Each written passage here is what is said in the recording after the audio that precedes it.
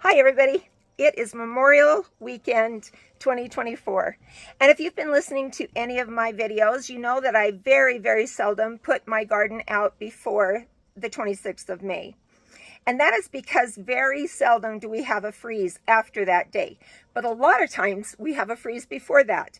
And if you had been around the last couple of days, you would know that I had an extra heater in the greenhouse because it got to be 30 degrees here. And if my garden had been outside, it would have froze and I'd been crying today. But being the person I am, I took a test last week and it proved that of the 5 voices, I'm a guardian.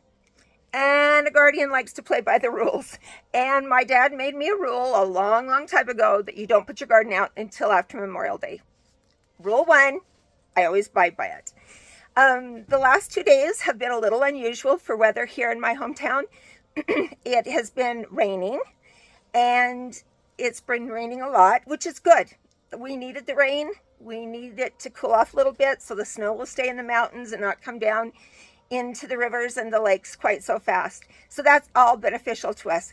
And I think I even read somewhere or listened to the news the other day on the weather that it was still snowing up in the high Uintas. I love it. Today I'm going to hopefully, get out into the garden and get some of the boxes ready to be planted in. Because I think the next couple of days are going to be a little cool, but not freezing, and it'll be great to put the tender plants out. And then by, I think, Wednesday or Thursday of this week or next week or whatever week it is, it's supposed to be close to 80 degrees. And so they'll be acclimatized and they'll be ready to go. So what am I doing today? Well, I've watered everything. That's the first thing. I was going to show you something that I thought was kind of unique. So I was at the nursery a couple of weeks ago, and there was some little containers like you would buy tender plants, and they said beets on them. Beets? Because we usually put our beets right into the ground. But what had happened is they had filled a small container full of planting medium, put the seeds up on top, let them sprout and cup in. They were probably about that big. And then they said you just take that apart and you plant each individual beet. And I was telling my mom about that, and she said, we've got to do that. Because she said, I tend to plant way too many seeds, and then I don't tend to get out and get them thinned. And so I end up with these little tiny beets like this, instead of, big beets that are really meaty and juicy and great to do things with. So that's what I'm doing today. So I'm going to show you how we're going to do that right now. All right, so I'm on my planting bench, and so I think you guys recognize this from our videos from last summer, and it is a cheap litter box that I got from Family Dollar. It's, it holds the dirt really well, and I mix my planting medium in that, and then move it from that into whatever I'm planting. So I thought, well, that was such a good idea. I got another one, and this is the one we're going to use for the beets. And yeah, it's kind of big, I guess. I was going to look and see if I could tell you how many beets are in a package.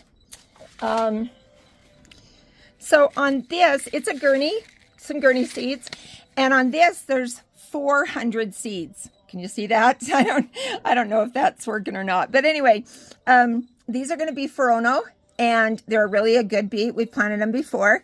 And so what I've done is I've put my planting medium in here, and I've got it wet beforehand. And I should have showed you this before I put the dirt in it, but if you'll notice right there, I've drilled some holes in it. So it's going to be able to drain the water, because we don't want those beets to sit in a swimming pool just because it kind of looks like a swimming pool for a beet. So this is what we're going to do. We've got the planting medium in there. We've got our seeds. And I'm going to put my gloves back on because I've still got those stupid fingernails. And when I get dirt under these fingernails, I can't get it out. It's crazy. I don't know if I'm going to keep these fingernails all summer or not, because they are kind of driving me nuts. But here we go. We're going to plant those seeds. All right, so I've got my seeds, and I've got my little seed planter, and this just has, if you'll notice that's the smallest thing, and all it does is control how many seeds will come out at one time.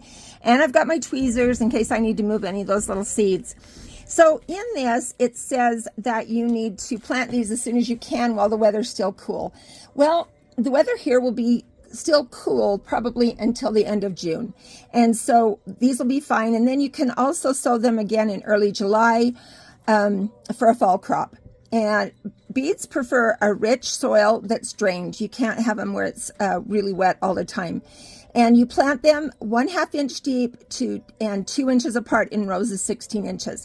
Well, that doesn't make any difference to us because we're just going to plant them in here, and then my mom can move them into whatever planter she's going to do. These have 60 days maturity rate. So there's my planting thing. There's my tweezers. Let's get started. Okay, so I was going to show you these little beet seeds. They're kind of a coarse seed. Can you see that? They've got a lot of different edges, and they're just kind of a unique looking seed. I don't really think of anything else that looks quite like that, but heavens no, Brianne's got us going to be planting some parsnips and stuff. Maybe a parsnip has a seed like that. I don't know. But anyway, if I'm going to mess something up, it's going to be when I'm trying to do a video. And see what I did. I broke that little cedar, but I don't know. I think it was, I don't know, a couple of bucks or something at one of the dollar stores. So it'll be fine. But you just have to make sure, that that little opening is right there over that slot so that those seeds will come out pretty easy. So this is what we're going to do. We're just going to start sprinkling some seeds here, you know, and it's really not going to matter where they end up, how they end up. They're just going to be all over in there. And so I would just kind of spread them around like that, shake them out, you know, until they're all out there and in that container. And you want to make sure and get to the sides of the corners and the edges, because you don't want them just to be glomped up in the middle. And yeah, you just keep doing that until all those seeds are gone. And then I'll show you what we're going to do next. So, okay, I think that you can see those little tiny seeds because they are a lot different color than the potting medium. And so we're going to, they have to be about 1/2 inch covered with dirt. So we're going to go ahead and we're going to take some more planting medium and we're just going to put them over the top. And it'll take a few minutes, you know, but just make sure that you get everything covered. And after it's all covered, then I want you to just stamp it down like this, right? Just easy, carefully, and make sure that those seeds are about 1/2 inch deep, and then you'll be able to water them. Okay, so those beets are all planted in there, and I'm going to go ahead and I'm going to put the seed packet. I'm going to take the information from the seed packet and put it into one of those seed markers, and then I'm going to go ahead and put this down there on the end of the bench.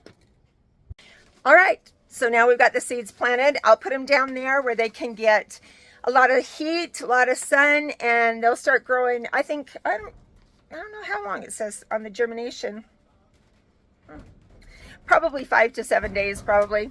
But they'll be ready for my mom to plant, and I'll give her something to do. She can maybe use my tweezers. So you guys have a good couple of hours, and I know I'm going to be back. Keep smiling.